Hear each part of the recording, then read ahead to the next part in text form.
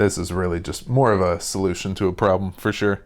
That problem being when you have way too many plants, what do you do with them? You find yourself a nice, cozy, dingy, dark corner of a basement, and you put some lights in. So we're gonna go over that. But I just kind of wanted to show you all that you can grow some tropical houseplants just about anywhere. I mean, there's obviously not really too much to this. Just have a few lights, a few big lights, not too expensive. The temperature, I will say, stays pretty consistent in a basement, so it's kind of easy to regulate temperature. There's a lot of pros, there's a lot of cons, definitely a lot of cons, but definitely some pros to growing a bunch of plants in some dingy little basement. Not like people have been growing marijuana in basements for years, but I don't know anything about that. Anyways, so as you can see, I mean, there's a good variety here. I've got a carnivorous plant, some monsteras, some calatheas, philodendrons, dieffenbachia, a couple succulents, and tradescantia, so on and so on. So we'll take a closer look here in just a second. But yeah, first I just kind of want to go over all this stuff and just kind of give you maybe some thoughts on like what works, what doesn't work, at least for me. And then maybe you can take that information with you and do with what you will to grow plants in your basement. So right here we've got kind of the elephant in the room. We'll just start with the lighting, of course. The lighting being very bright. I wanted to try and direct as much light as possible at some of these plants because, like monstera, for example, philodendron, these succulents over here, this carnivorous plant also, they need a lot of light. They thrive with a lot of light. So yeah, I just wanted to blast them right in the face as much as possible with as many lumens as possible. So yeah, right here, this is the Barrina T something or other.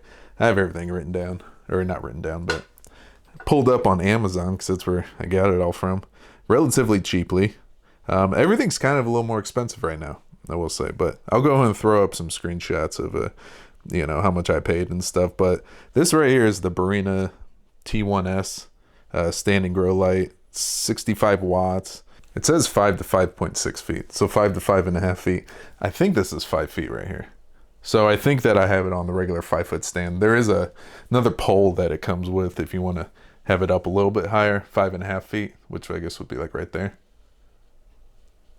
Maybe this is 5.5 feet.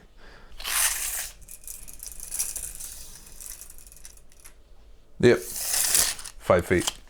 I'm not nearly as tall as I thought I was. So the Barrina T1S standing grow light, 65 watts, like I was saying. You can look up the specs and stuff. It doesn't really list lumens and all that kind of stuff right off the top, but it does a really good job, especially with tropical plants like monstera and stuff like that.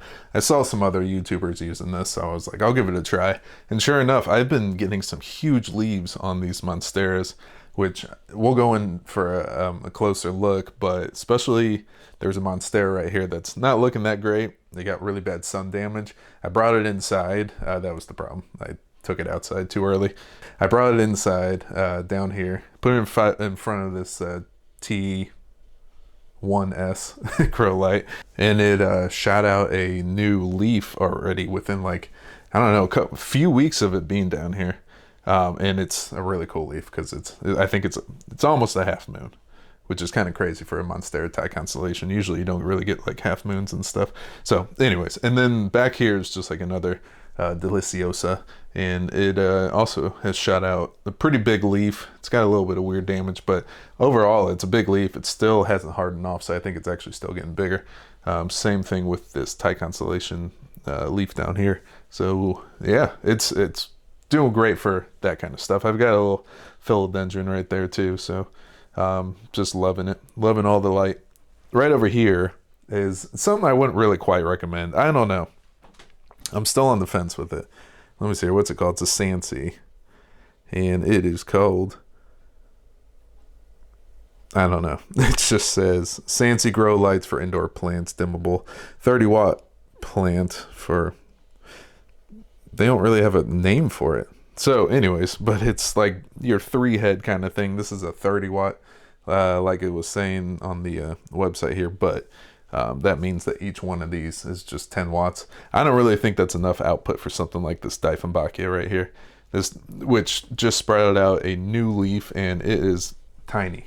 This thing is the smallest leaf I've ever seen out of this Dieffenbachia. I'm pretty sure it's going to keep getting a little bit bigger, but I don't think it's going to get to like this big or that big. That's a big one. So, yeah, we'll see. But it probably works really well if you have things that don't need a lot of light, maybe your pothos and calathea, that kind of stuff. This would probably do really well, but for what I'm using it for, I'm thinking about replacing it. So we'll see. I might actually just get another one of these right here. But I like having something that kind of goes overhead, which is why I do like the bendable arms of this Sansi tripod right here. That's what we'll call it. But the main star of the show is another Sansi product I highly, highly recommend. And it is so bright. I have it out of this fixture I just found on Amazon for like 20 bucks. That just hangs down. It's plugged in down there on the timer. Because this is just a bulb that plugs into, or that screws into any, what is it, the A21 or E26 sockets. You know, just your standard light bulb. So this bulb, though, it is a 400 watt, 6,000 equivalent lumen. Wait, no, sorry. 400 watt equivalent, 6,000 lumens, and 5,000 K daylight, color spectrum, and yeah, just I think it's 40 watt. I think that's what it draws, and it's 400 watt equivalent. It is so bright. This fixture is not exactly big enough for it, and so it was hanging out of the fixture a little bit and just completely blasting me in the face, as well as anybody else who was standing in this room here. And so I put just some makeshift tinfoil thing over it. Redirects the light that way, which is great. I mean, it's very reflective, obviously, tinfoil. So it does a really good job at that, and I really like it. There is a fungus gnat. Like, oh, no way. You guys, swear to God, I got it. Look at that. There it is. There it is. I am a fungus gnat ninja. Fungus gnat ninja. Fungus gnat ninja. You are dead if you come close to me. Ew, gross. Ugh. All right. I don't really get a lot of fungus gnats down here because most of this stuff is in pond. There is that carnivorous plant. You do need carnivorous plants, and I just realized you could probably grow them in pond because you need a very nutrient, deficient soil to grow carnivorous plants. So interesting. But I do have this string of hearts right here in soil, as well as this agave right there in soil. So anything else? Oh yeah, there's a calathea right there in the hanging basket in soil as well, or hanging pot. So there's a few things that have soil in here. The rest of the stuff, the pond, I very rarely will see fungus gnats in pond. They do, every now and then I will see one or two, but I have a little thing right down here. There is an outlet that everything's plugged into, and also in that outlet is one of those, what do you call it? Fly trap things, that emit the purple light. So sticky trap. Anyways, oh, so back to this thing. Sorry, went off on a little tangent. I forgot exactly what I was talking about when I saw that fungus gnat, but this thing puts out a boatload of light, and it's exactly what I need for something that hangs overhead that can just kind of get everything. Everything's been thriving under it. Even like the monsteras again that are kind of far away from the bulb, they still get plenty of light between this Barrina and this Sansi. So it's kind of nice to have the combination, but if you were just to do like one bulb down here in like a basement corner or something like that, go with this Sansi right here. This thing is really impressive. What else? I don't know. I think it's about all I really want to talk about. We're actually in my office, believe it or not. So I've really been moved down to the basement, sequestered down here, but that's good. That's by design. That's what I want. I like being, away from people, and where it's quiet. They're not asking you questions like, what's that? What's that? Can I touch that? Sorry. All right, let's go in for a closer look. And I'll show you guys just kind of like the little setup, the specific plants, kind of talk again about some of these plants, especially that monstera right there. So give me one sec. All right, so y'all have seen enough of me, so I took myself out of the shot. But here is everything. We're just gonna kind of go around and just take a look at everything real quick. We'll go and start right here with this Tradescantia. I think it's doing really well, even though it's pretty close to this light right here, which you're not really supposed to have Tradescantia super close to a light, but it seems to be doing really well. Actually, I think this Nanook does way better than like the Inch Plant or that other one I still haven't learned the name of. Sorry about that. But yeah, it's doing well. That's in pawn right there. Another one, obviously in pawn. This Diefenbachia, this thing is actually just such a beast. It's not really done very well in pawn. I wish it's done a lot better because I really like it a lot. I love the color variegations on it. It's not only just that like dark green with lime green, there's a little bit of white polka dots in there and it just looks really cool. So I hope it kind of pulls through and does better. Let's just actually go to this shelf up here where I have this variegated string of hearts, which is doing really well. It's actually already touching the floor. I don't know if y'all will be able to see it right down there, but it's it's starting to crawl along the floor. So that's doing extremely well. Right next to it's in a variegated agave that I really like a lot. I just found it at Home Depot and took it home. It was like 15 bucks. So there is a carnivorous plant, but right behind the carnivorous plant is a Syngonium, pretty basic one, but it's doing really well. It's really thriving. It's a very thirsty plant. I have to constantly feed it or give it water at least. Right in front of that Syngonium is the Judith Hindle, I believe, the Sarracenia. What is it? Yeah, Sarracenia. Is that how you pronounce it? Something like that. Pitcher plant. That thing is also turning into a beast. I got it a couple of years ago when it was really small. I've never put it into dormancy, and I mean, it's just still shooting up these pitchers that keep getting bigger and bigger, as they sprout up. So yeah, I'm just kind of letting it go and seeing what happens. Right up here, we'll go to this one, just a nice little lemon lime Maranta. And then, what is that? The Schinapsis, Pothos, something or other. We have another Maranta right there. That is the red one.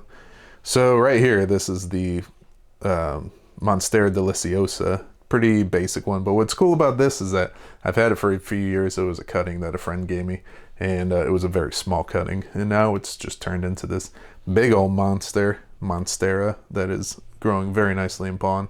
If you grow Monstera, I highly recommend trying it in pawn. They love to be grown not only in pawn but also in water. Right underneath it is this struggling little fella. It is a Monstera Thai constellation. Like I think I mentioned earlier, I took it outside. We had some really warm days in February this year. I think it got up to 80 degrees here in St. Louis, Missouri. And so I took it outside for a little bit and it was actually doing really well. And then we had like one day where it was just really sunny, really hot, and I think I was at work, so I wasn't really paying attention. When I came home, it was just completely sunburnt, and as you can see, some of the remnants, I actually had to cut off one leaf. I had to cut off a lot of this leaf because it just browned completely. This one got pretty sunburnt. There is a leaf underneath this new one that fared a little better, but kind of got some crispy edges. But this new leaf right here, I mean, this new leaf is crazy, and I have a full, I think like half moon going, or almost half moon. There's a little bit of greenery down here, so it didn't really quite make the full half moon, but full half moon, what is that? But no, yeah, so you know what I'm saying. But this leaf is just coming in so big and so nice, and I think it's just going to keep getting a little bigger. I'm excited about the Thai constellation because I think that Thai constellation is going to just rebound really nicely and just get bigger and bigger. And the fact that it's putting out a almost half moon leaf is pretty cool. I bet that has a lot to do with like the stress and trauma that it just went through with being sunburnt. But I guess when bad things happen, sometimes good things come out of it. So yeah, anyways, what else we got? We got this right here. This is a Ring of Fire philodendron. Ring of Fire that's getting pretty big. It's got a weird leaf coming in down here, which I don't know, but it's already sprouting out another new leaf, so hopefully that's all right. But usually this thing has been putting out really big leaves. But yeah, down here, this little thing sticking out. That's just like a stalled out leaf. I don't really know what happened to it. Okay, so a few more real quick just down here. Kind of just ones that I'm trying to keep alive to see what happens. But actually there is a ZZ plant right there. That thing is doing really well. That one's shooting up a brand new shoot of leaves. And then right next to it is a Aglaonema pictum tricolor. That thing it's tiny. It is very small. I've had it for like maybe 3 years, at least 2 years. And it just doesn't grow.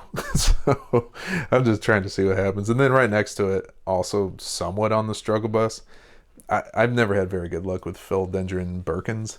Whenever I get them, they have these beautiful variegated leaves. And then when I start to grow them, for whatever reason, this is the second one in a row that's done this to me, it sprouts out these all white leaves. Like, why?